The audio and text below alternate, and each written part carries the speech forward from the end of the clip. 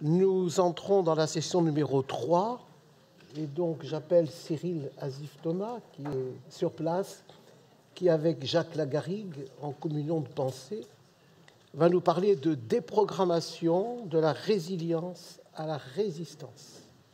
Cyril, vous avez la parole. Merci beaucoup, Monsieur le Président. Est-ce que vous m'entendez bien? Oui. Donc, je vais vous restituer une partie des travaux de réflexion d'un groupe institutionnellement mis en place par la CNRR qui avait comme mission de regarder un petit peu ce qu'il en était des déprogrammations. Et vous voyez que j'ai titré la communication au nom de mes collègues. On était un peu plus d'une dizaine, et avec Jacques Lagarrigue qui nous a beaucoup coordonnés et qui je remercie vraiment aujourd'hui, regarder un petit peu ce qu'il en était un peu plus particulièrement sur les pertes de chance.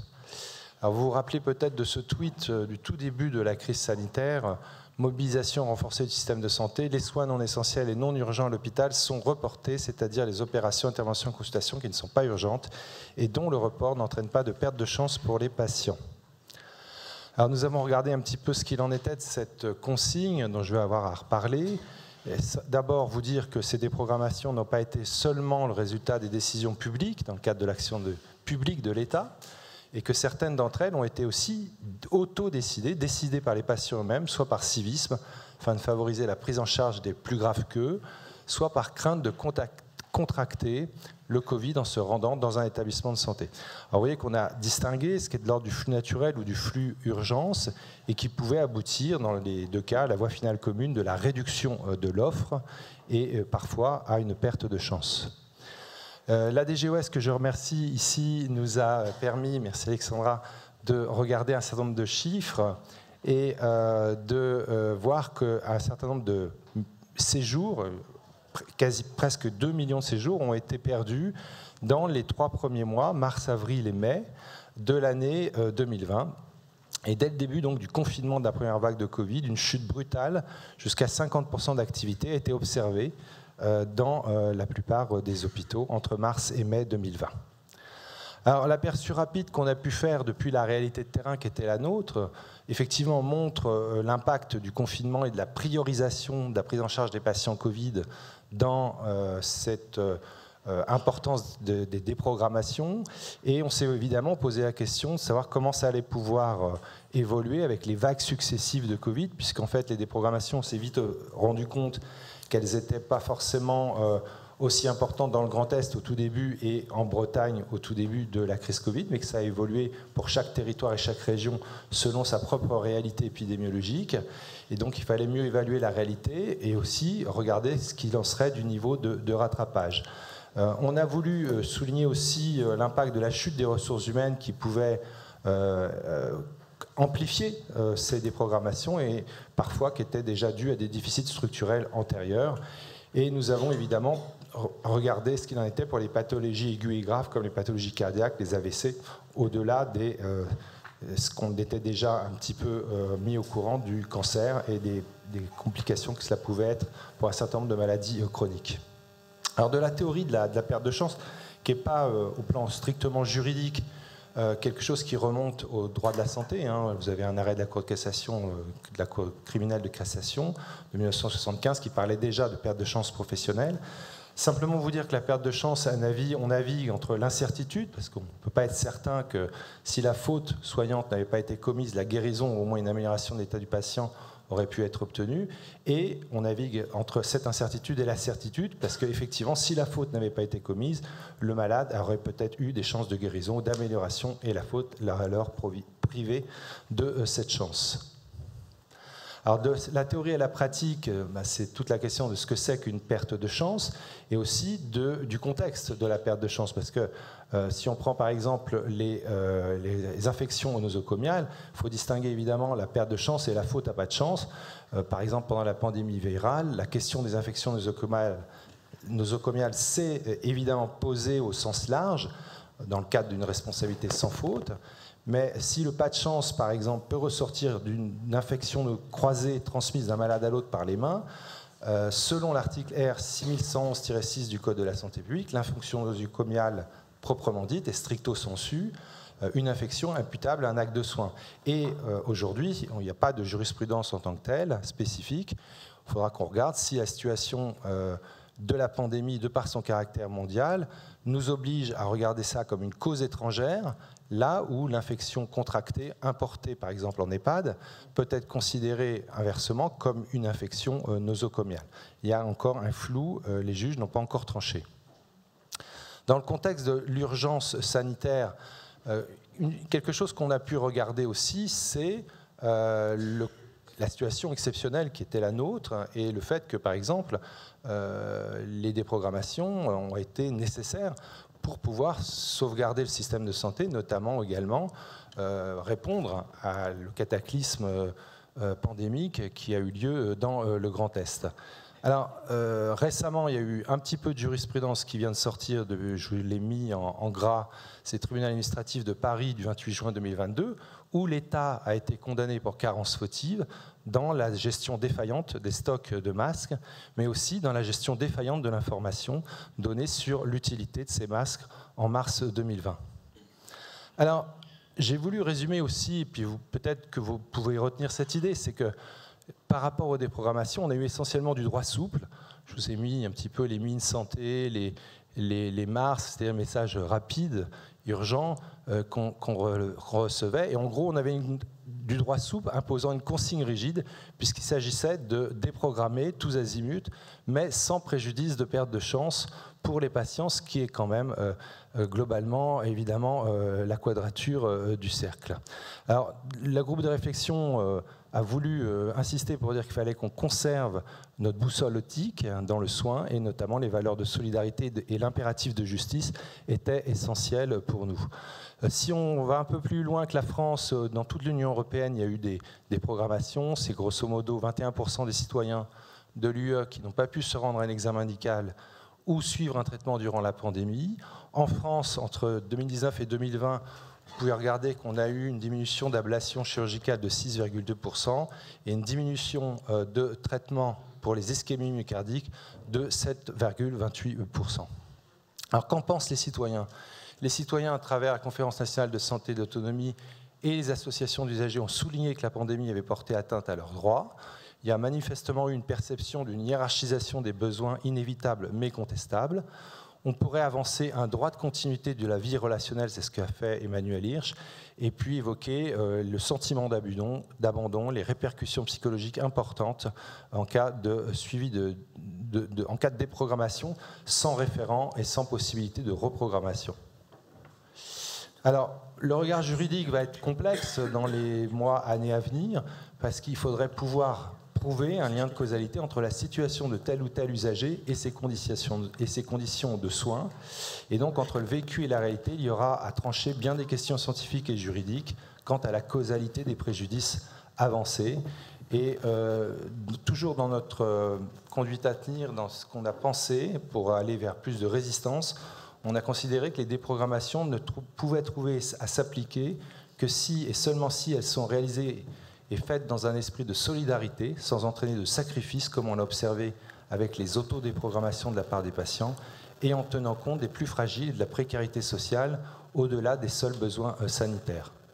Alors, pour terminer, on a pensé quand même aussi quels pouvaient être les critères pour corriger ce qui pouvait être corrigé et puis ne pas accepter n'importe quoi.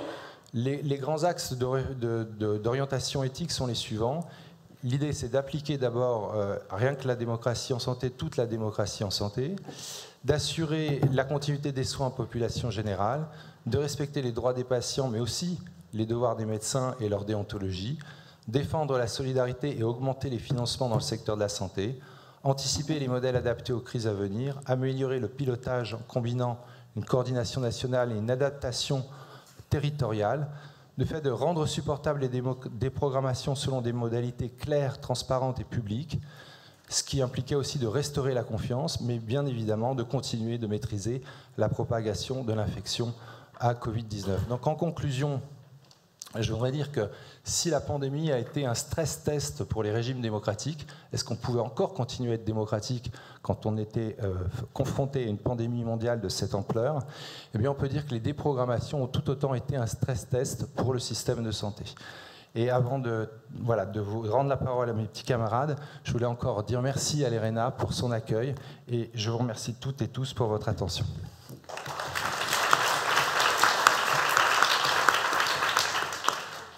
Merci beaucoup, Cyril. Nous ferons les échanges en fin de l'ensemble des communications. Donc, j'appelle maintenant M. Thibaut Hazer et M. Paul-Jean Maternowski, qui, en lien avec Sylvie Marty, Sophie Duc, Olivier Mollier, Florian Poulneau, Patrick Suroux, Maya Vauchez et Véronique Averrousse, vont nous traiter réflexion éthique sur la priorisation de l'accès aux soins. Vous avez la parole. Bonjour à tous. Nous tenions, avant de commencer, à remercier le Conseil scientifique de nous permettre de vous présenter cette étude, donc l'étude REPER. Thibaut Hazer, je suis médecin, oncologue, radiothérapeute au CHU de Bordeaux. Bonjour à tous, moi je suis Paul-Jean, je suis un interne de gynéco-obstétrique et j'ai travaillé avec le docteur Hazer sur les enjeux éthiques liés à la priorisation des soins. Donc ici, c'était la priorisation des soins dans le milieu de la réanimation. On a fait l'étude REPER qui est actuellement en cours de soumission à publication.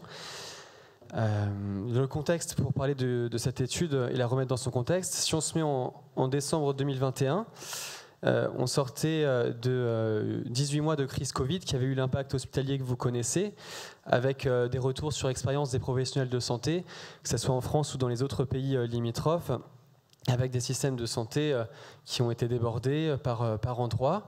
En France, il y avait la campagne de vaccination qui avait été mise en place et on avait une effusion de la littérature scientifique et de la bioéthique qui s'est renforcée avec l'émergence du variant Omicron, qui a fait craindre d'autant plus le débordement de notre système de santé devant la contagiosité de la souche du virus, et fait craindre une priorisation des soins, par exemple dans le milieu de la réanimation. Que faire si on avait peu de place pour beaucoup de patients? Et en fait, il y a eu une émergence de la prise de position des soignants dans les médias, dans les réseaux sociaux, et également des non-soignants et des usagers. Et c'est de là qu'est venue l'étude REPER, qui est l'acronyme de réflexion éthique sur la priorisation.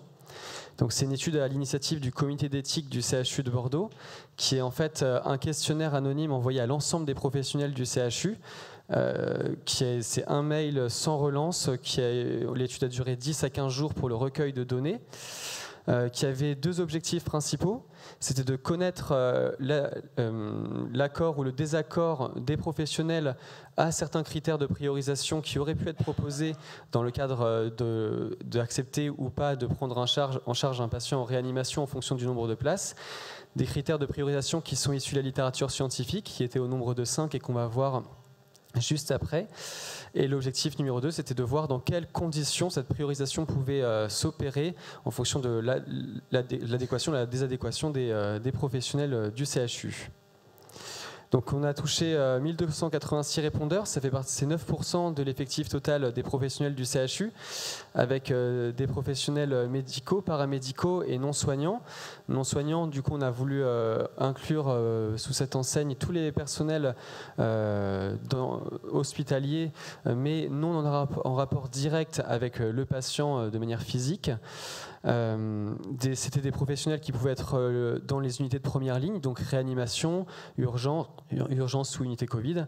Dans les unités hors première ligne, c'est-à-dire tous les services de médecine conventionnelle, les services de post-urgence, etc. Et les unités non soignantes, tout ce qui était administratif, sociétal, tout ce qui était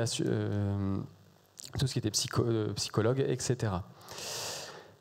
Au niveau des résultats, on voit qu'on a utilisé une échelle de Likert qui allait du pas du tout d'accord au tout à fait d'accord pour établir les avis des professionnels sur les critères à intégrer dans la priorisation.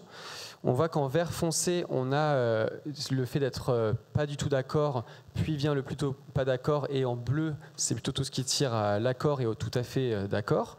On voit que au CHU de Bordeaux, la majorité, donc 53% des professionnels, étaient plutôt en accord avec un critère de priorisation lié au statut vaccinal. Donc prioriser un patient parce que vacciné dans les services de réanimation si besoin de place. À l'inverse, être un professionnel de santé, avoir une famille, des enfants ou avoir consenti à participer à une recherche clinique fondamentale ou expérimentale n'était pas quelque chose qui avait pris la majorité de l'opinion des professionnels du CHU.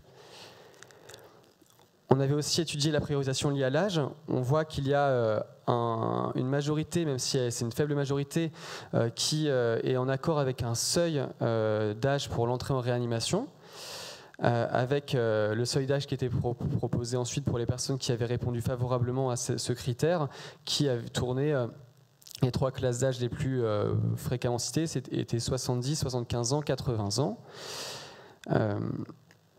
On avait aussi dans les conditions de priorisation, les décisions de priorisation devaient être collégiales, pluriprofessionnelles, pluridisciplinaires, etc. Et on voit très bien que, évidemment, on a un consensus des professionnels à avoir des conditions de priorisation qui devaient être collégiales, un grand accord à ce qu'elles soient pluriprofessionnelles ou pluridisciplinaires, mais qu'ensuite inclure des représentants d'usagers, des représentants de la société civile ou être faites par des personnes non impliquées dans le soin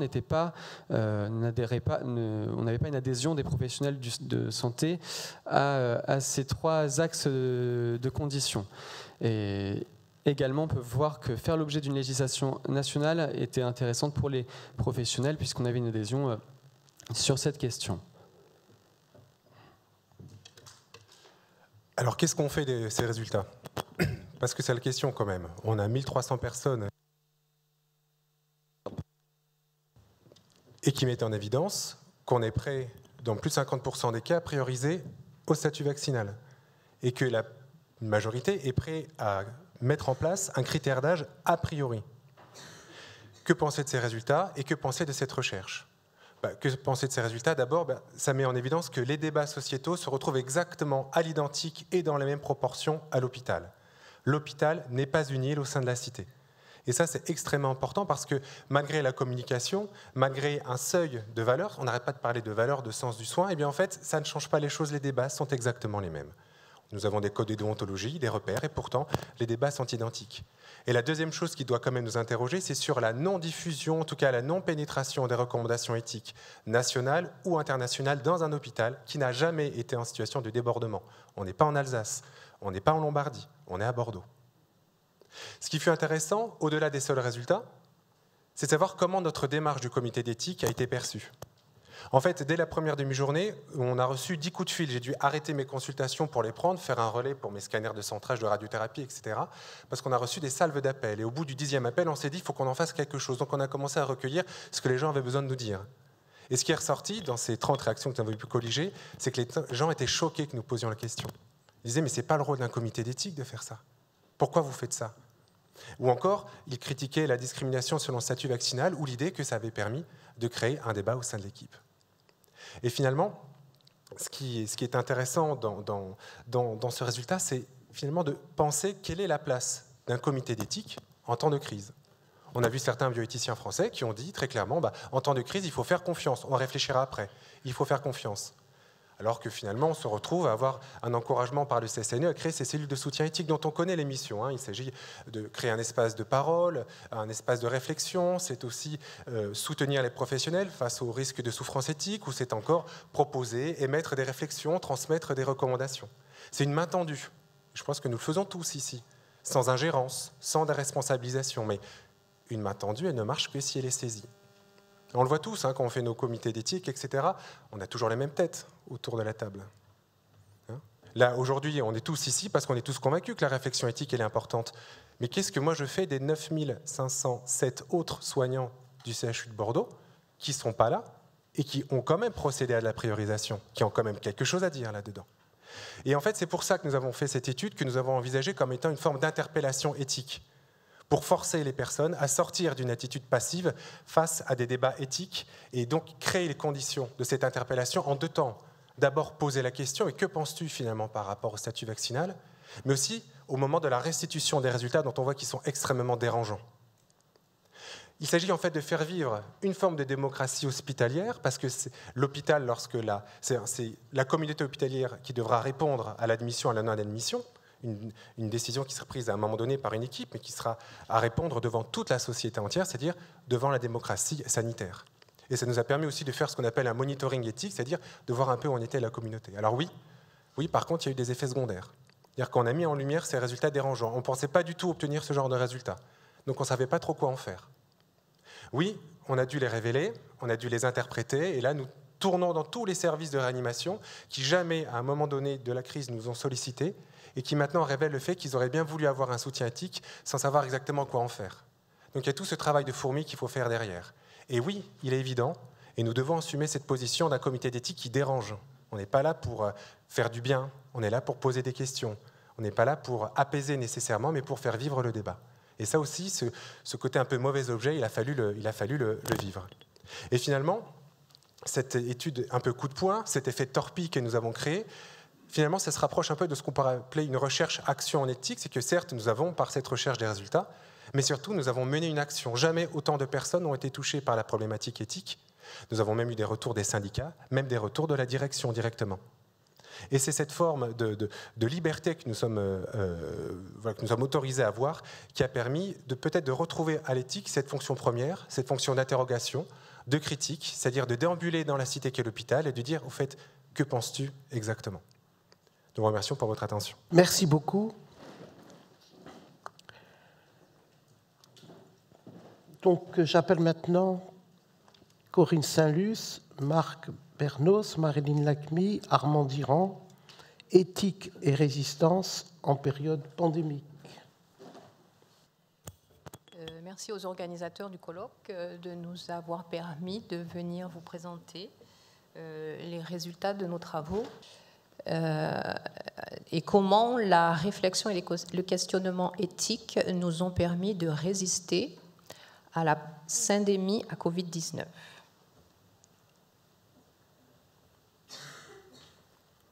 Voilà, excusez-moi, juste pour m'habituer. Nous parlons de syndémie et non plus de pandémie parce qu'aux Antilles, nous sommes en situation syndémique, c'est-à-dire un entrelacement de maladies, de facteurs biologiques et environnementaux qui, par leur synergie, aggravent les conséquences de ces maladies sur une population. Et nous, donc, membres de l'espace de réflexion éthique de Guadeloupe et des îles du Nord, ainsi que membres de la cellule de soutien éthique, nous avions, dès le début de cette pandémie, pensé que nous allions entrer en résistance. Nous ne savions pas ni comment, ni à quoi, ni à qui nous allions résister, compte tenu de la complexité de notre contexte social, local.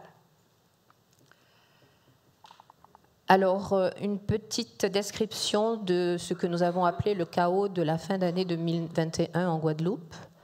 Tout d'abord, un tsunami au mois d'août, non pas une vague, mais un tsunami, avec une mortalité élevée d'au moins le double de celle qui avait existé dans l'Hexagone. Une couverture vaccinale très faible et des comorbidités très importantes. Et puis, à la fin de l'année, après le début des suspensions des soignants, un embrasement sociétal et politique avec donc un blocage total de la Guadeloupe pendant environ 1 mois, avec un accès impossible aux soins pendant environ une dizaine de jours. Alors, je ne vais pas vous parler des sources de ce chaos, mais ça pourrait être intéressant, mais je n'ai pas le temps. Alors, quelle résistance nous avons mis en place au sein de notre cellule de soutien éthique? Donc, une résistance à l'inertie médicale, parce que nous nous sommes opposés à une certaine inertie médicale en voulant protocoliser de façon différente la priorisation des soins, non pas rester simplement sur le plan technique, et en défendant un pluralisme des voies thérapeutiques et des manières de soigner, plutôt d'accompagner les patients dans ce chaos, en particulier sur le plan des soins palliatifs, des filières non-Covid et de l'accès aux soins. Nous sommes également entrés en résistance contre la résistance. Alors, attendez, je me suis trompée. Avec l'organisation. Alors, la résistance, écrit en créole, c'était vraiment la confrontation de la société à tout ce qui venait d'en haut. Et donc, nous sommes entrés dans cette résistance, contre cette résistance, en essayant de faire ce que nous pouvions. Et donc, nous avons, dès le mois d'octobre 2020, fait un webinaire sur l'éthique et les catastrophes. Et donc, ce webinaire avait comme sous-titre « Comment se préparer à prendre soin dans le chaos ». Donc, nous avions déjà pensé au chaos à cette époque. Nous avons fait des webinaires publics, des webinaires pour les soignants, malgré les pressions syndicales qui étaient très, très fortes.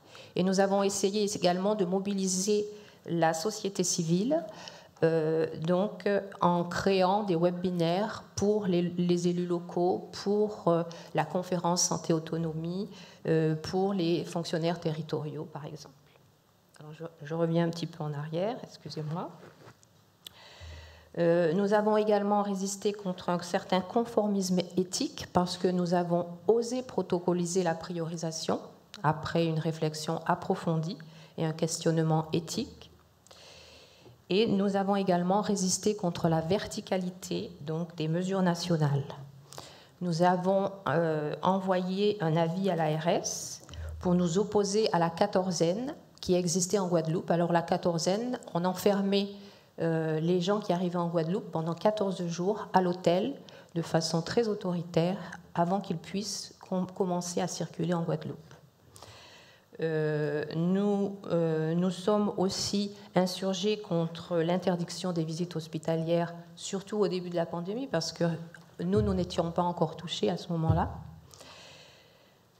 Nous avons aussi, dans certains établissements, EHPAD en particulier, transgressé de façon salutaire l'arrêté de confinement, et nous avons décidé de ne pas confiner nos personnes âgées, malgré tout, et de façon salutaire parce que nous n'avons pas eu d'infection et ça leur a permis de continuer à bien vivre.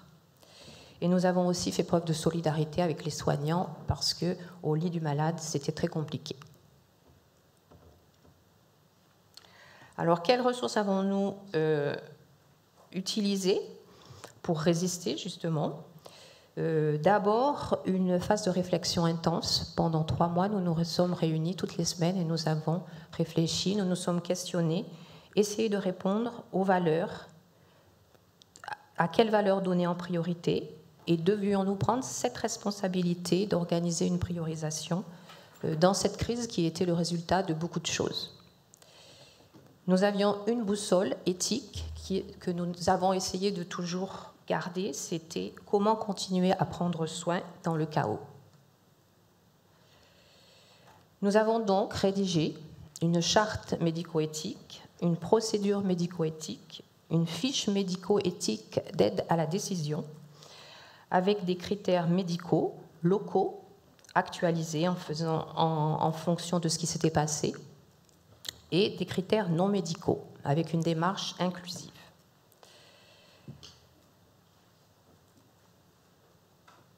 Nous avons collaboré étroitement avec les services de réanimation. Nous avons donc dans un premier temps participé à leur adaptation des critères médicaux d'entrée donc en réanimation, basés sur les comorbidités locales. Nous avons également mis en place une astreinte éthique qui est restée pendant 1 mois et demi, 24 heures sur 24, avec une ligne téléphonique et de mail donc destinée à ça, composée d'un médecin, d'un membre de la société civile et d'un psychologue, pour pouvoir être prêt à aider à la priorisation si elle avait lieu. Et cette priorisation, on va dire heureusement, nous l'avons en effet mise en jeu, mais de façon finalement peu nombreuse, parce que nous avons été aidés au niveau national, et il faut en parler aussi, la solidarité nationale est entrée en jeu. Nous avons fait des évacuations sanitaires de façon importante, à peu près une centaine, et nous avons également aussi reçu des renforts sanitaires. Et nous avons créé, avec l'aide des renforts sanitaires et les infirmières locales, ce que nous avons appelé une équipe de liaison éthique, donc qui était en charge de recueillir les informations nécessaires à la première partie de la fiche médico-éthique et qui était aussi destinée à écouter les patients, écouter les familles et écouter les soignants pour essayer un petit peu de comprendre leurs souffrances. Nous avons rédigé également un guide de communication pour tous les soignants pour leur permettre d'avoir les mêmes termes et pour pouvoir les aider à communiquer avec les familles. Nous avons également, avec l'aide du professeur Delfrécy, que nous remercions encore, contribué à déployer les soins palliatifs dans tous les hôpitaux et dans tous les services, parce que tous les services se sont transformés à un moment donné en services Covid. Et enfin, nous avons rédigé des recommandations.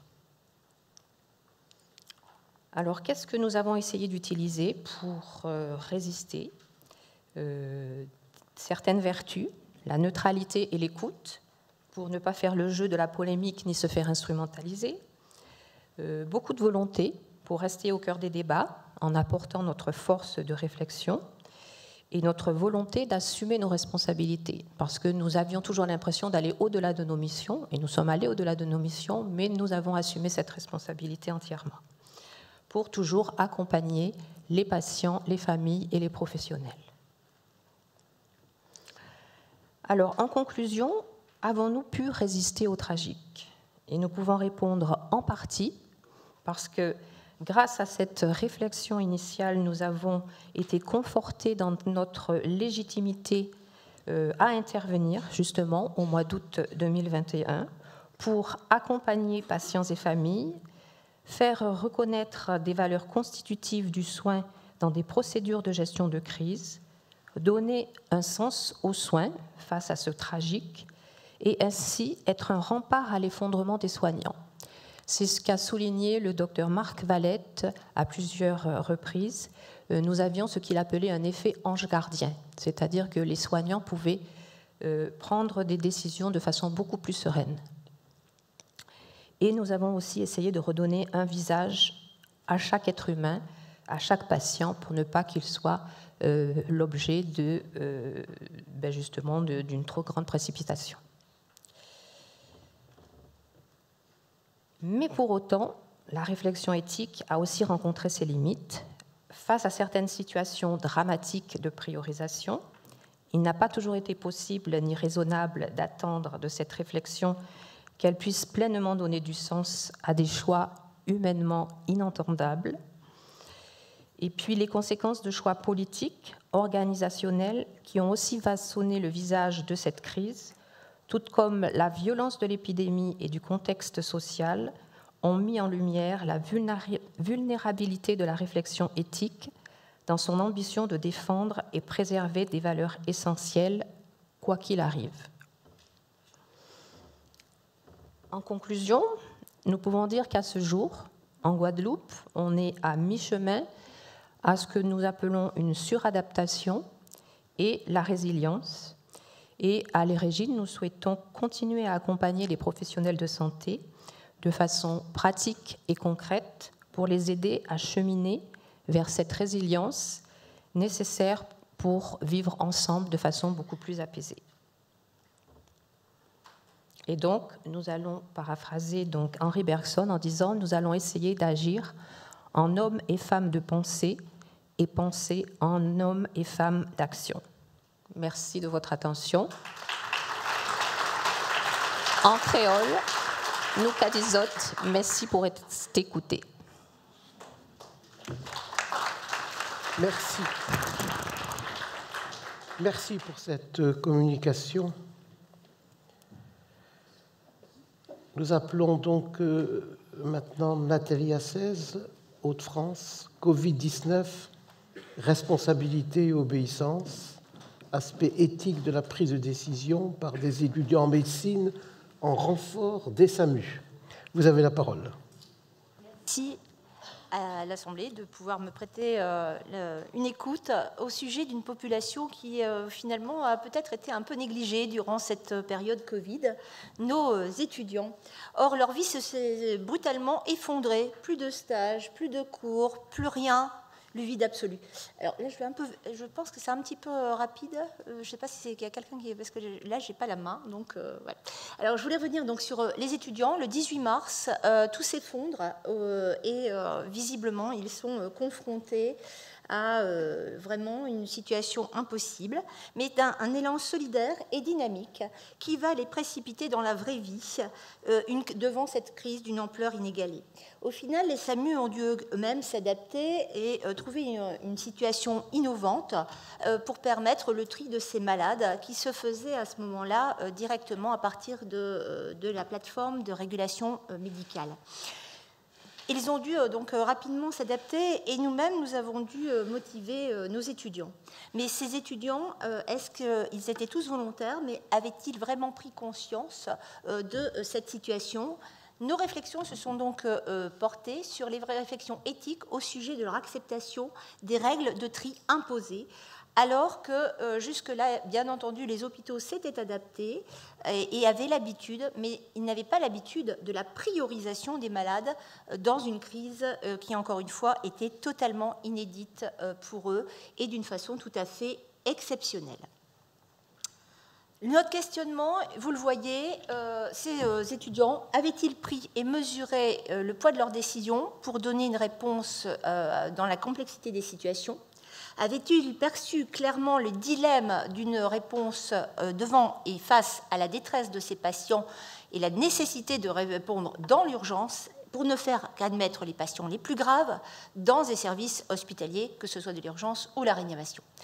N'ont-ils fait qu'obéir à des injonctions en se conformant à la stricte respect des protocoles qui leur étaient édictés, protocoles de tri, ou au contraire, ont-ils pu prendre la liberté de s'en affranchir face à ces normes et à ces nouveaux critères décisionnels? Ils ont été très vite confrontés, laissés sur place des patients, ne pas les hospitaliser alors qu'eux-mêmes ne trouvaient plus de médecins pour les soigner à domicile, ou accepter au contraire d'hospitaliser ces patients les plus graves. Nos étudiants ont été enfin confrontés à la responsabilité de décider devant l'intérêt du collectif face à l'intérêt individuel.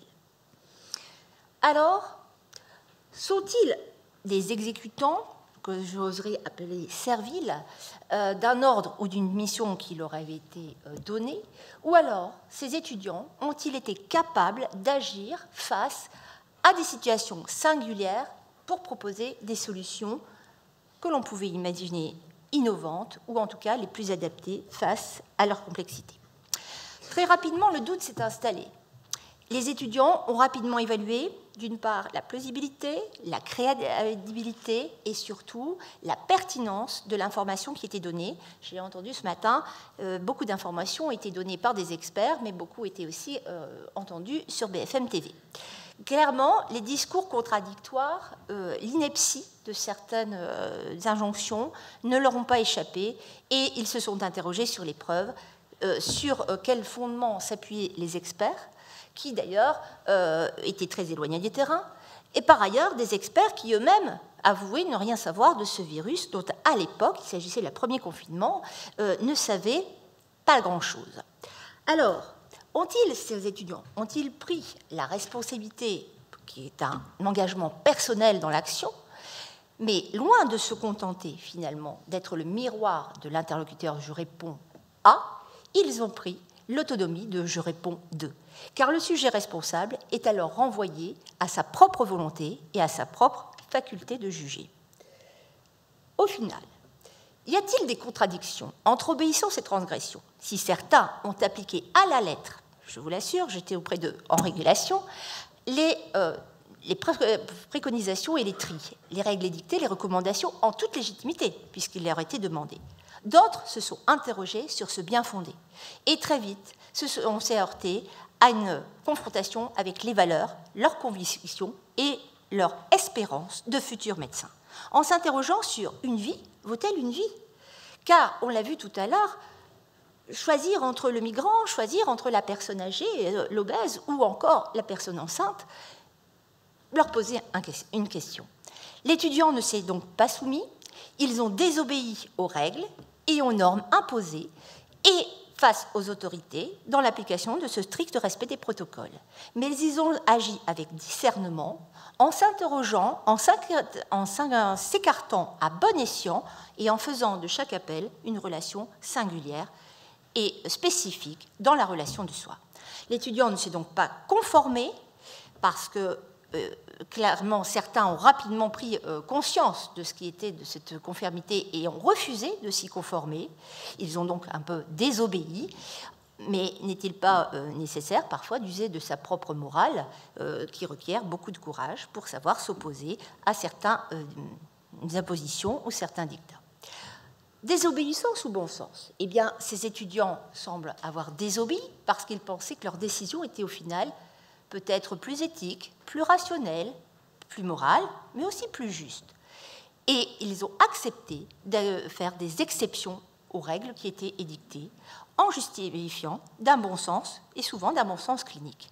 Se donner sa propre loi, s'obéir à soi-même, en revanche, n'est pas forcément faire ce qu'il nous plaît, mais c'est bien agir en fonction de ce qui pourrait être de l'intérêt personnel, individuel, mais aussi universel.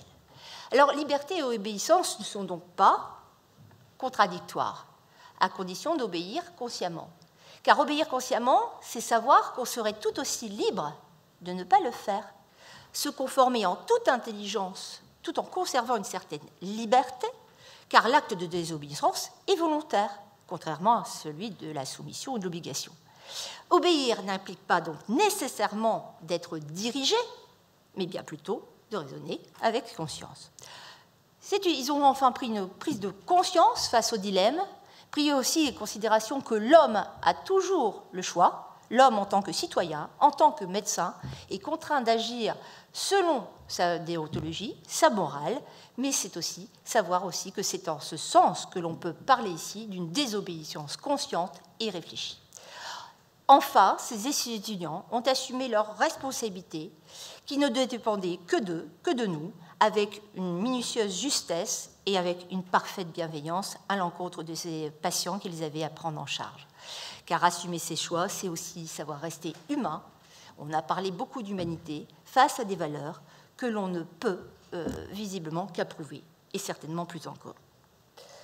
Alors, liberté d'obéir ou non, tout ça, ça a un prix.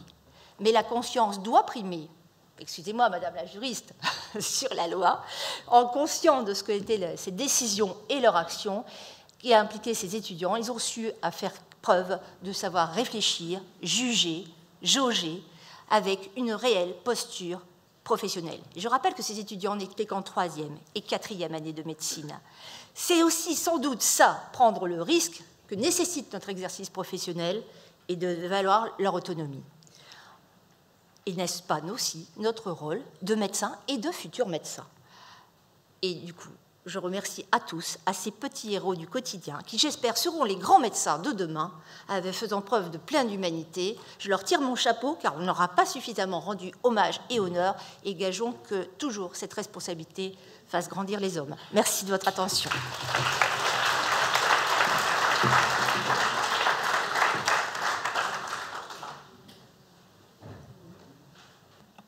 Merci pour votre communication.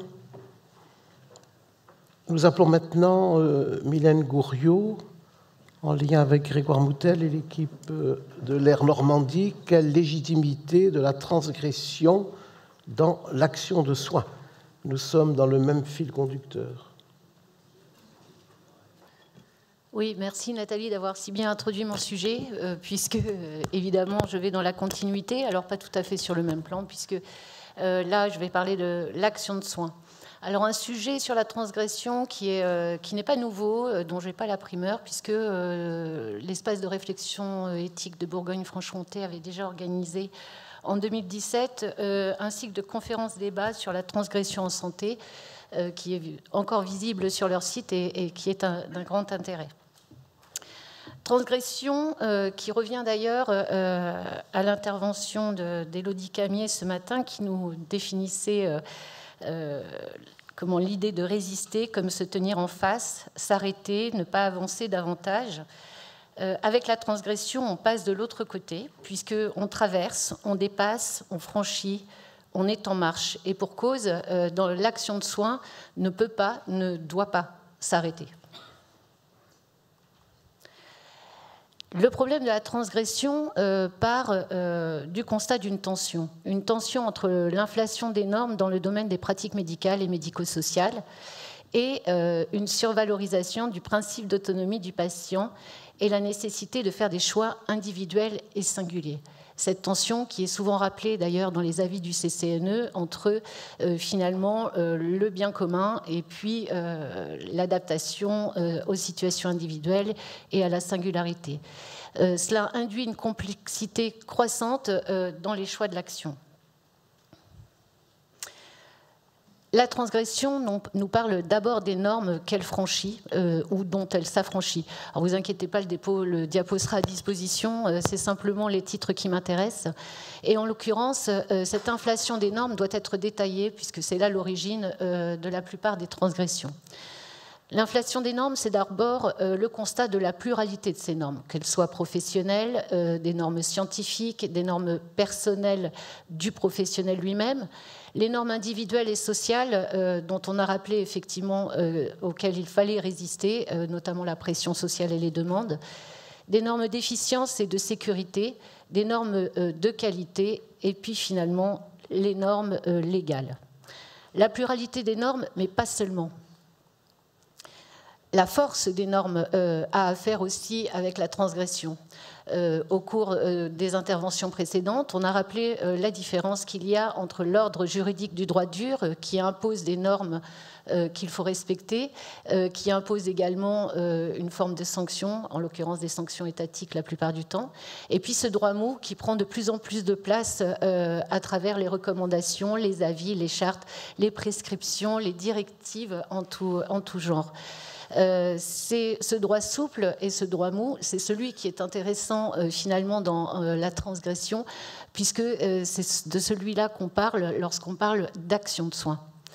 Transgression, donc éventuellement du droit mou, et puis ces normes sociales dont effectivement on a rappelé la puissance et la demande, à laquelle effectivement l'éthique doit parfois résister. On constate également une densification des normes. En effet, on constate une augmentation quantitative, c'est-à-dire qu'il y a une dilatation des normes dans leur volume par une accumulation temporelle qu'il ne faut jamais oublier. Les normes se rajoutent les unes aux autres constamment. Et puis par une surproduction qui est vraiment un phénomène tout à fait contemporain. Une multiplication des sources des normes, puisque se manifeste par le nombre croissant d'instituts, d'organismes de normalisation, par une accumulation autant verticale qu'horizontale de ces normes. Une extension du champ des normes à travers l'extension des domaines, qu'ils soient techniques, publics, privés, l'extension territoriale à toutes les échelles géographiques, de la mondialisation en passant par l'Europe, en passant par la nation, c'est-à-dire finalement la France, mais aussi les régions. Et enfin, si on va à l'atomisation de la norme, les établissements eux-mêmes qui ne sont pas les derniers à en produire. L'accroissement des acteurs concernés par ces normes, qui sont de plus en plus nombreux, l'extension du praticien aux institutions, aux services, à leur collaboration, à leurs outils, aux acteurs de tout niveau. Une multiplication et une diversification des objets normalisés, l'usage du médicament, la santé publique, la décision médicale elle-même, la pratique, le soin, le parcours de soins, le parcours de vie. Une intensification de la force normative. On entend par force normative la manière dont une norme subit l'appropriation de ses acteurs. Par la communication, puisque la communication est le vecteur de cette appropriation, par la force de l'usage, c'est-à-dire les normes qui s'installent, et on pensera notamment, par exemple, à la culture professionnelle, et puis par les sanctions implicites, concrètement, par exemple, la manière dont on refuse d'acheter un paquet de cigarettes pour un résident parce qu'on pense qu'effectivement, c'est interdit, alors qu'il s'agit juste d'une appropriation d'une sanction, ou plutôt de la représentation d'une sanction éventuellement disciplinaire. Un accroissement également de la précision des spécifications à travers des protocoles, des fiches techniques, des arbres décisionnels de plus en plus précis. La norme, finalement, se heurte au principe de réalité. En effet, la norme est relative à la théorie, au rationnel. Elle est collective, générale, abstraite. On retrouvera ici le descriptif de base de ce qu'est la doctrine en droit. Ce principe de réalité, qui en réalité est une action de soin, qui, elle, est pratique, raisonnable, relève du bon sens. Ce principe de réalité qui se heurte au singulier, au particulier, au concret, qui est toujours plus complexe et qui finalement représente, comme le dirait Paul Ricoeur, une personne. La transgression nous parle donc de cette ligne trouble qui s'établit souvent entre les normes et leur mise en pratique. Se heurter au principe de réalité, c'est tout d'abord comprendre que l'établissement d'une norme pose toujours aux professionnels deux questions irréductibles. Celle de son application, celle de son adaptation à une personne, à une institution ou à un établissement singulier dans un contexte spécifique. Ainsi, on a des normes qui finalement sont parfois totalement inapplicables ou des normes qui ont été édictées d'une manière très générale mais ne correspondent pas à la spécificité d'un établissement ou d'une temporalité. La divergence des normes, c'est aussi la confrontation d'univers culturels différents. L'univers culturel de l'administration, par exemple, avec celui des soignants qui sont sur le terrain.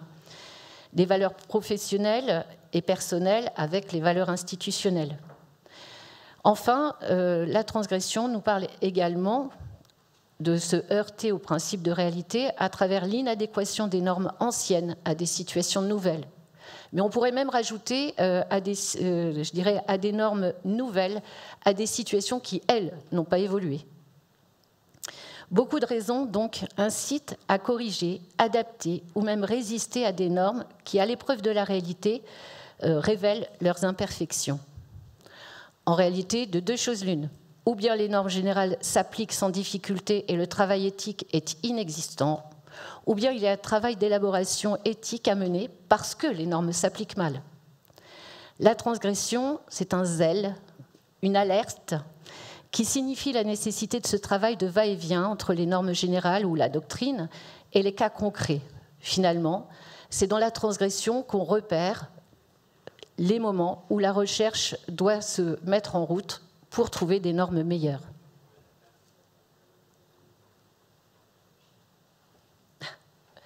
Quelle légitimité donc pour la transgression dans l'action de soin ? Pour faire vite, il faut reconnaître une action transgressive comme légitime lorsque la motivation est explicite, lorsque la justification est rationnelle. Une transgression n'est légitime et donc finalement elle n'est acceptable que lorsqu'elle se fait en responsabilité. Il faut pouvoir rendre compte. La transgression, dans ce sens, n'est plus du tout du chaos ou de la désobéissance, mais c'est une forme de responsabilité. Responsabilité qui, finalement, doit être la résultante d'une décision non pas solitaire, mais d'un choix collectif, qui repose sur la collégialité et sur une éthique de la discussion et finalement une éthique de la décision. Parfois, il est impossible de placer un cas particulier sous une règle, parce que ce cas particulier est une personne. C'est pourquoi la transgression peut alors être légitimée dans certaines situations singulières par les valeurs du soin elles-mêmes. Finalement, la transgression nous parle de la tension entre la protection de tous et le soin dû à chacun. Merci.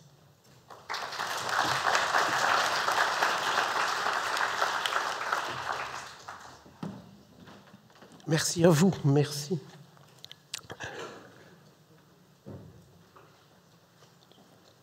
Eh bien, j'appelle maintenant Véronique Averrousse,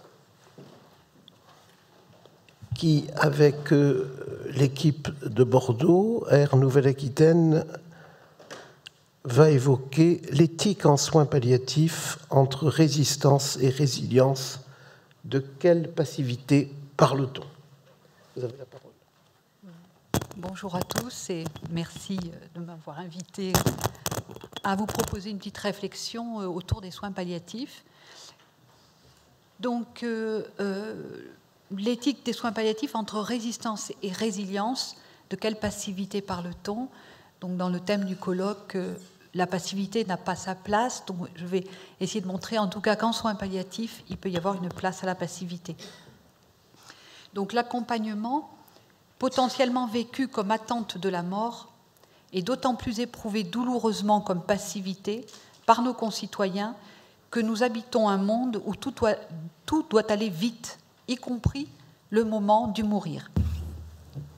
Les soins palliatifs sont en effet des soins actifs, tels qu'elle est définie par la Société française d'accompagnement et de soins palliatifs, mais persistent à faire l'éloge de la lenteur, une résistance à la vitesse. Cependant, une tension existe au sein même des soins palliatifs. Cependant, une tension existe au sein même des soins palliatifs entre une position affirmée faite de sollicitude, donc de valorisation du temps passé auprès des plus fragiles d'entre nous, et en même temps une injonction d'adéquation aux normes du marché faite de compétitivité, de concurrence, d'adaptabilité, fondement du néolibéralisme et d'accélération. On a vu tout à l'heure la question de la performance que nous avait proposée donc Béatrice Birmelet. Donc, l'avis 139 du CCNE relève quelques paradoxes de notre rapport à la mort. J'en citerai deux qui introduisent mon propos. L'exposition généralisée et violente de la mort, autrement dit sa dimension obscène, telle que l'avait pointé le sociologue Gorer, et en même temps son déni décrit par de nombreux sociologues et historiens. L'allongement du temps de la fin de vie avec ses nouvelles formes que la technique génère et en même temps la tentation de la mort pressée aux dépens de l'accompagnement. Une mort pressée qui participe d'un phénomène d'accélération et tend à rendre insupportable la longue période de l'accompagnement. Ce phénomène d'accélération est bien décrit et nous pensons en particulier au travail d'accélération de Rosa Hartmut. L'accélération intéresse tous les domaines de la vie. Elle est largement liée à la technique, dématérialisation des supports rendant la communication instantanée, voyage de plus en plus rapide entraînant une collusion du temps et de l'espace, etc. L'émergence synchronique dans les années 80 des soins palliatifs, de la poussée du néolibéralisme et de l'amplification des nouvelles technologies tricotent entre eux des liens étroits et semblent participer au phénomène de l'accélération. En effet, le moteur de l'accélération paraît mu par la nécessité du profit, caractéristique du néolibéralisme, stimulant l'innovation technique, bouleversant en permanence les structures politiques et sociales à son seul profit, agissant sur les aspirations et les représentations les plus intimes des individus, via l'idéologie consumériste omniprésente, la santé, le jeunisme, la compétitivité. Bon, ce sont des poncifs, mais en tout cas, le CCNE le rappelle. Pour Hayek, principal théoricien du néolibéralisme, les sociétés progressent en sélectionnant les plus aptes, entrepreneurs d'eux-mêmes, étant à eux-mêmes leur propre capital, en les mettant en concurrence permanente. Pour cela, l'État agit doublement, créer les circonstances les plus favorables pour attirer les capitaux, fiscalité favorable, destruction des protections sociales, en sélectionnant les plus aptes, gérer les déchets humains de la compétition économique inutile, improductif, incapable, l'homme jetable, selon l'expression de Bertrand Angivy, endetté, entrepreneur de soi qui a échoué. Robert William Higgins, celui qui a résisté à tous les poncifs, était-il en ce sens visionnaire? Dans son article paru dans Esprit en 1983, non, c'était en 2003, excusez-moi, je me suis trompée, L'invention du mourant, violence de la mort pacifiée, il écrivait déjà, en parlant du mourant, la présence du sentiment de honte n'est pas à mettre au compte de leur simple complexion psychique. On parle souvent de sentiment d'indignité dans ces périodes très compliquées, mais témoigne de l'échec d'une pacification scientiste et gestionnaire de la mort, déchets sans valeur, ne voulant se montrer aux petits-enfants, il y a bien ceux qui sont dedans et ceux qui sont dehors. Le mourant est à rapprocher de celle des exclus, banlieues, jeunes, chômeurs. Donc ça, il y a en tout cas dans la pensée quelque chose qui rentre en résonance. Il est le premier à faire l'éloge du soin et de l'accompagnement de la personne, et cet accompagnement, comme a souhaité le rappeler hier Jean-François Delfrécy, prend du temps. Ricoeur dit des soins palliatifs qui sont une médecine particulière, une médecine particulière qui soigne sans guérir une condition d'existence en détresse. Les soins palliatifs ne peuvent faire l'économie d'un temps suffisant pour accompagner cette détresse, faite de passivité parfois radicale. Ricoeur écrit en effet dans son fameux article « La souffrance n'est pas la douleur » que l'altération de l'axe agir-pâtir est altérée dans la souffrance avec l'impossibilité à dire, à faire, à raconter, à s'estimer. Des études, à l'instar de celle de Daniel Leboul, montrent par ailleurs que cette patiente attention soignante à la détresse fait disparaître une très grande partie des demandes d'euthanasie. Alors, quelle place pour les soins palliatifs dans cette double contrainte de l'injonction à aller vite et de l'accompagnement nécessitant le temps qu'impose la passivité? Vous l'aurez compris, nous faisons l'éloge de la lenteur dans laquelle la passivité a sa place. Mais nous ne pouvons pas exclure l'idée d'un questionnement. Les soins palliatifs sont-ils au service de l'économie de marché ou bien l'économie est-elle au service des plus fragiles? Cette question se pose dans un environnement sociétal qui s'apprête à légiférer sur une aide active à mourir. Rechercher la reconnaissance d'une société concurrentielle, faut-il être l'unité de soins palliatifs la plus compétitive en termes de publication à fort impact factor, de nombre de patients vus et hospitalisés, de durée de séjour les plus rentables possibles? Si les soins palliatifs ont pu être critiqués comme mouvement idéologique et antiprogressiste, leur résistance contre la vague libérale de l'autonomie de la personne se fonde avant tout sur le soin. Et c'est bien le soin qui, dans sa dimension de sollicitude, permet d'inclure la prise en compte de l'autonomie de la personne. Très proche dans sa conception des éthiques et des pratiques du care, d'ailleurs très défendue par Robert William Higgins, la résilience des soins palliatifs tient essentiellement à cette activité d'engagement auprès des plus fragiles, de nos concitoyens, et en fonde même son paradigme. Reconnaissant la vulnérabilité partagée qui a déjà été évoquée en mettant en exergue sollicitude, solidarité et temps, je conclurai en faisant l'éloge de la lenteur. C'est d'ailleurs, il nous manque des médecins en soins palliatifs, mais pas des soignants. Contrairement à beaucoup de services, je pense que les soins palliatifs sont assez pourvus en soignants, parce que justement, ce qu'ils reconnaissent dans cette forme de soins, c'est vraiment la lenteur. Bon, évidemment, il y a des budgets qui sont faits pour l'accompagnement, mais que nécessiteraient bien évidemment bien d'autres services. Alors, je reprends ma phrase, excusez-moi, je fais une digression, mais j'en terminerai là. Reconnaissant la vulnérabilité partagée, ça a été dit, et mettant en exergue sollicitude, solidarité et temps, je conclurai en faisant l'éloge de la lenteur, où la passivité a sa place, lenteur articulée au rythme des patients. Merci, et c'est Churchill qui disait « Roulez doucement, je suis pressé ». Merci.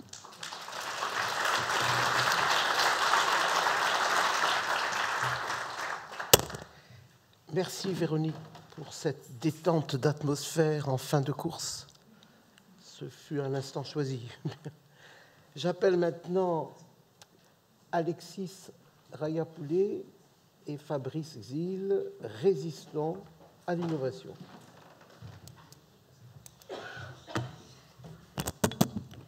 Alors bonjour à tous.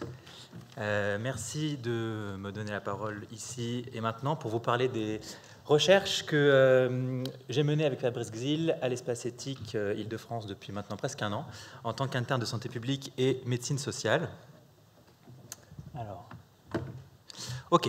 Donc, à mon arrivée, en novembre, Fabrice Xil me propose de reprendre un dossier qui avait à peine été ouvert au début 2020, et puis suspendu à cause d'une pandémie dont vous avez sûrement entendu parler, qui est de réfléchir aux enjeux éthiques qui sont liés aux CAR T-cells. Alors, ça ne va pas être le cœur de ma présentation, mais les CAR T-cells, c'est brièvement une technique d'immunothérapie où on extrait les lymphocytes des patients, on les reprogramme génétiquement et puis on leur réinjecte pour que ces lymphocytes puissent s'attaquer à leur cancer, et c'est indiqué dans des cancers pour l'instant hématologiques.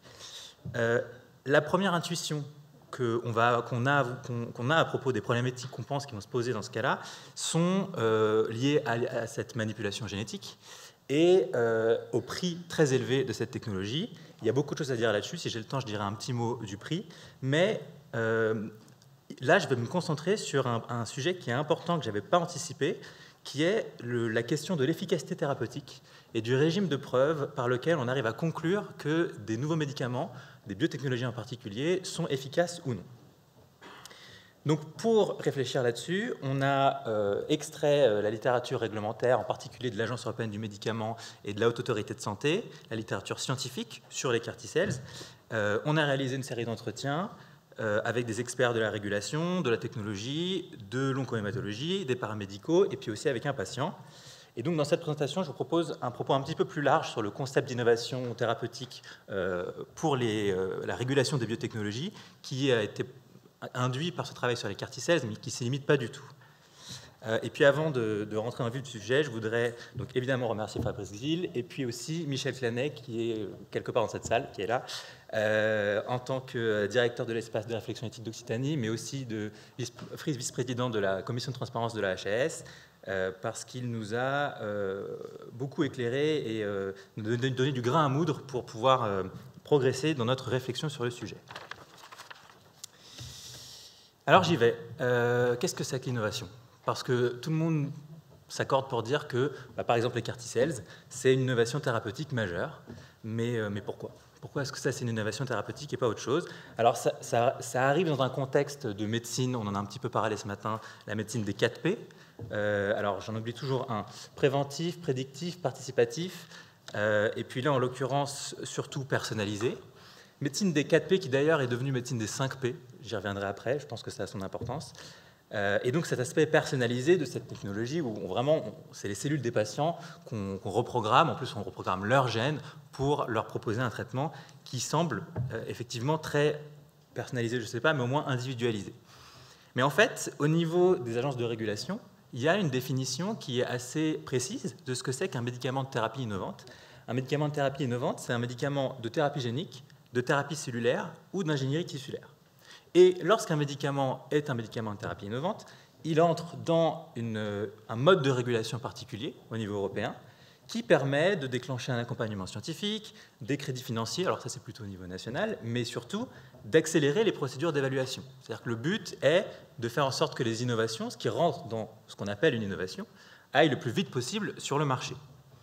Et c'est le cas des CAR T-cells comme de plein d'autres biotechnologies. Elles ont été mises sur le marché après seulement des essais de phase 2, c'est-à-dire des essais qui sont sur une centaine de personnes et dans lesquels il n'y a pas eu de comparaison avec un traitement de référence. Il n'y a pas eu le fameux essai contrôlé randomisé. Et ça, c'est une conséquence qui est assez logique de la volonté d'accélérer l'évaluation scientifique pour mettre les médicaments sur le marché. Et donc la première chose qu'on peut voir, c'est que dans l'idée d'innovation au niveau de la régulation, il y a une sorte de confusion qui arrive entre ce qui est une innovation technologique et ce qui est une innovation ou un progrès thérapeutique. Et je pense que ça montre que l'agence régule les médicaments dans une idée que le progrès médical se fait via l'innovation biotechnologique. Donc ça, c'est pour ce qu'est l'innovation. Mais alors, qu'est-ce que va entraîner la doctrine de l'accélération, même, je dirais, de l'innovation au niveau de la clinique et de la régulation? Alors, en clinique, j'ai mis rupture, mais en fait, je pense qu'au contraire, c'est plutôt, je dirais, une persistance inappropriée de l'équipoise clinique. L'équipoise clinique, c'est cette situation d'équivalence qui rend moralement acceptable le fait qu'on fasse des essais cliniques. Les premiers essais, les premières phases des essais cliniques, précliniques, phase 1, phase 2, l'idée de ces phases, c'est d'en arriver à la conclusion qu'il y a un nouveau traitement qui doit marcher, mais on n'est pas certain, qui est probablement pas moins bien que les traitements qu'on a déjà, mais on n'est pas certain non plus. Et c'est seulement parce qu'on arrive à ce stade-là qu'on se dit, bon là, on peut y aller, on fait un essai randomisé où on va séparer les gens en deux groupes. Et c'est d'ailleurs pour ça que c'est acceptable que quelqu'un entre dans un essai clinique mais ne reçoive pas le nouveau médicament. Parce que si on était déjà convaincu qu'il marchait bien, ça poserait quand même problème de ne pas lui donner. Et le problème, c'est que... Voilà, et donc normalement l'essai contrôlé randomisé, c'est censé être le pivot de la preuve de la supériorité d'un nouveau traitement. Et je disais tout à l'heure qu'on est passé à la médecine des 5 P. Le 5e P qu'on a rajouté, c'est preuve. Je trouve ça intéressant qu'on n'ait pas pensé à le mettre au début, qu'il arrive seulement maintenant. Et donc, quand on met sur le marché des médicaments après seulement des phases 2, quelque part, on confère une légitimité institutionnelle, parce que c'est l'Agence européenne des médicaments, à un traitement qui va se retrouver sur le marché, donc dont on va considérer qu'il est prouvé, qu'il a fait sa preuve d'efficacité thérapeutique, puisqu'on met sur le marché normalement des médicaments qui ont fait leur preuve. Et il me semble que d'un point de vue clinique, le principal problème, c'est que ça crée vraiment des attentes et des promesses qui sont parfois, peut-être souvent, infondées chez les patients et les professionnels. Et alors là, je ne veux pas rentrer dans le détail, mais il y a aussi beaucoup d'études qui montrent que ça peut être très toxique, ces promesses démesurées, et particulièrement dans les situations de fin de vie. Ça, c'est pour ce qui est au niveau vraiment du soin, mais au niveau aussi du savoir médical, ça fait que ça impose un nouveau standard de soins, puisque le traitement est validé, et que dans la suite de la recherche clinique, ça va devenir le nouveau traitement de comparaison. Mais c'est un traitement de comparaison dont déjà, on n'est pas certain de la supériorité par rapport au traitement qu'on a déjà. Et donc, dans l'ensemble, ça ne contribue pas à renforcer, j'ai mis affaiblir, c'est peut-être un petit peu fort, mais ça ne contribue pas à renforcer le savoir médical, alors que c'est censé être le but de la recherche clinique. Et l'oncologie, c'est d'ailleurs une spécialité qui en fait qui est fondée sur l'usage d'essais cliniques. Alors, les patients sont tout le temps dans des essais cliniques, et donc le fait qu'on soit certain que l'équipoise clinique soit maintenue est assez importante pour pouvoir mener correctement la pratique de soins. Alors ça, c'est pour la clinique. Et pour la régulation, on peut voir qu'il y a des conflits de régulation qui émergent en fonction des objectifs de santé publique différents en fonction des agences. L'Agence européenne des médicaments, c'est une agence qui est dans une logique de régulation marchande. Son but, c'est d'assurer au minimum que les nouveaux traitements arrivent sur le marché, soient suffisamment sûrs pour être donc, sur le marché. La Haute Autorité de Santé, au niveau national, c'est plutôt une agence qui a une logique de régulation médicale et économique. C'est une agence dont le but, c'est de positionner le nouveau traitement dans la stratégie thérapeutique et de débloquer l'accès au remboursement. Et elle le fait en fonction de l'amélioration du service médical rendu.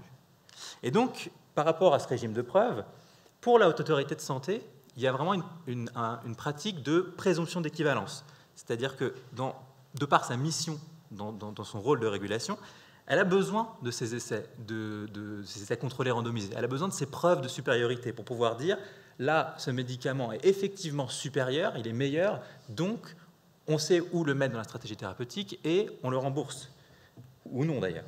Alors que l'Agence européenne des médicaments, en régulant ces technologies, en réalité, voilà, ces médicaments parce qu'ils appartiennent à une technique particulière, pratique plutôt une présomption d'efficacité.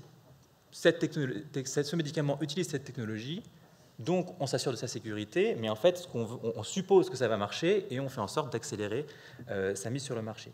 Et le résultat, c'est qu'il y a certains médicaments qui sont mis sur le marché très rapidement, qui se retrouvent avec une amélioration du service médical rendu qui est jugée insuffisante ou inexistante par manque de données, et donc qui ne sont pas remboursés. Ça a été le cas d'un des carticelles, celui contre le myélome.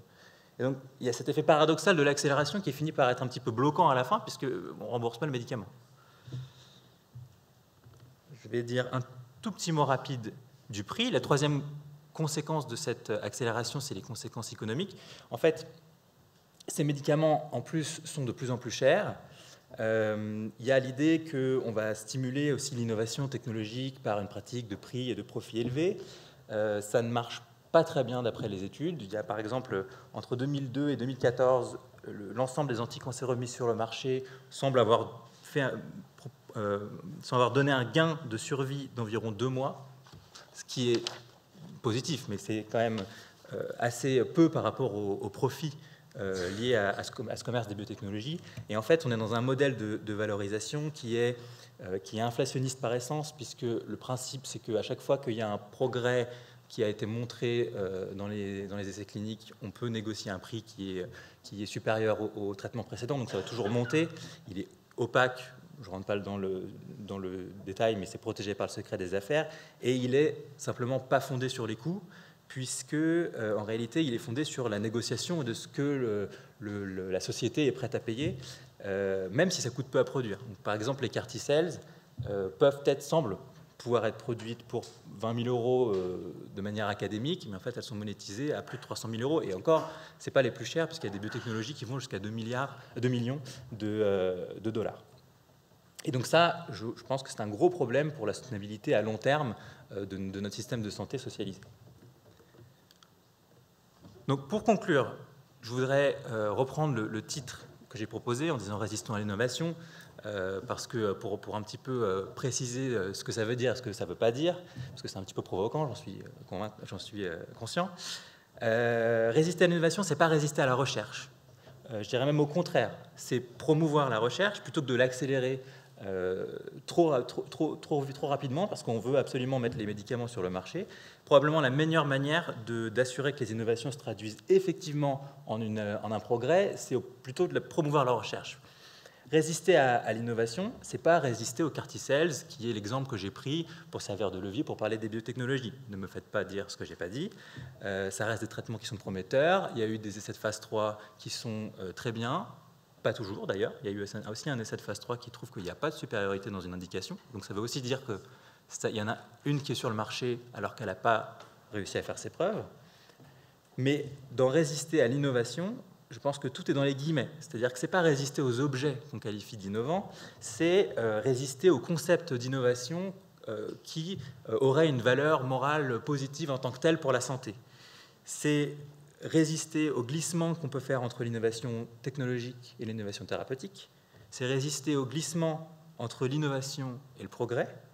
Et en fait, ce que je vous propose, c'est de résister aux effets rhétoriques de la promesse technologique qui semble nous conduire à accepter de dégrader nos méthodologies de la preuve scientifique, à assouplir notre régulation et à créer des faux espoirs chez les patients et les professionnels. Je vous remercie.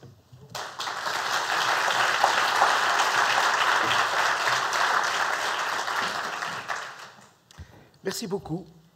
Et c'est ainsi que le coût prohibitif de ces innovations va ouvrir à de nouvelles précarités dans le système de santé, dont l'existence même peut être mise en péril.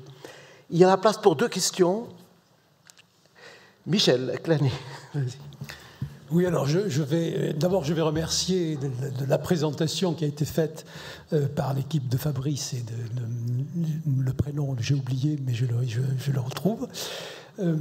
Donc merci de cette présentation, effectivement, sur les innovations. Je retrouve beaucoup de choses que je pense. Maintenant, il y a une chose que vous n'avez.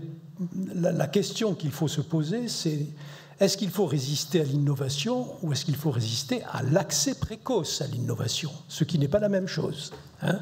Je pense que l'innovation et l'accès précoce à l'innovation, c'est le moment où justement on va considérer qu'il y a une innovation alors qu'elle n'est pas démontrée, en phase d'incertitude scientifique.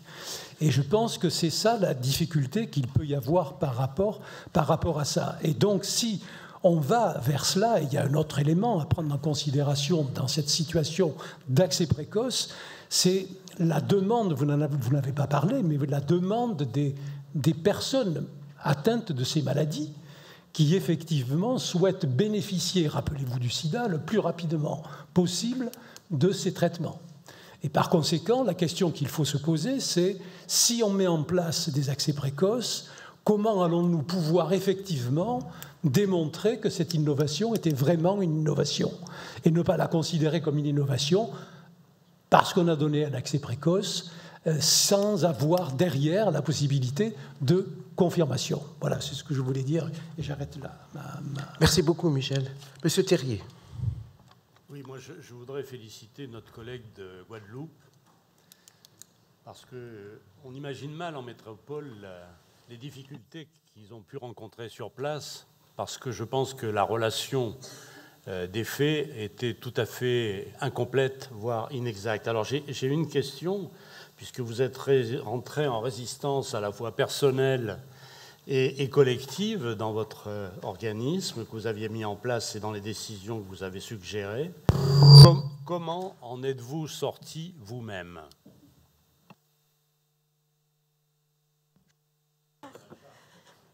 Eh bien, donc Marie Lacmy, je suis directrice par intérim de l'espace de réflexion de la Guadeloupe et des îles du Nord.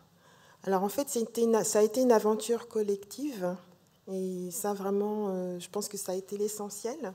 Donc une phase intense de réflexion au départ, donc très précocement, puisque c'était entre mars et mai 2020, où au vu de notre insularité, nous nous sommes demandé mais qu'est-ce que nous allons faire si tout s'embrase, c'est-à-dire à la fois la France métropolitaine, la Martinique à côté, qu'est-ce qu'on devient en fait?